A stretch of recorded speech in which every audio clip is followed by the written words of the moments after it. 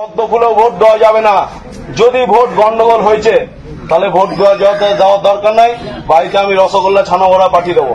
আর আমাদেরকে জিতিয়ে যদি কাজ করাতে হয় প্রত্যেকটা বিষয়ে, পাড়ার ছেলে পাড়ার লোক যারা তৃণমূল করে মানুষের পাশে থাকে 24 ঘন্টা, তাদেরকে ভোট দিতে হবে। বলছি এভাবে লোককে ভয় দেখিয়ে আর কতদিন চলবে? না, চলবে না। লোক এখন আর ভয় পাবে না। আর সেই কারণে লোক পরিবর্তন করতে যাচ্ছে আমার যেটা মনে হচ্ছে। কারণ দেখুন, এদের হাত থেকেই তো আমরা নিষ্কৃতি চাই।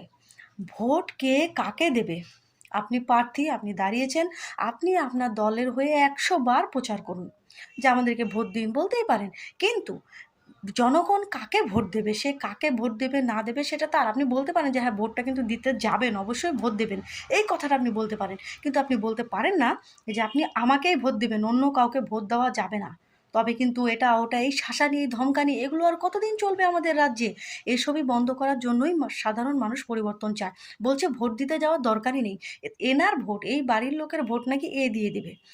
এমনটাই তো হয়ে আসছে পশ্চিমবঙ্গে এত বছর ধরে। মানুষ এতদিনে গিয়ে বুঝেছে, সত্যিটা জেনেছে।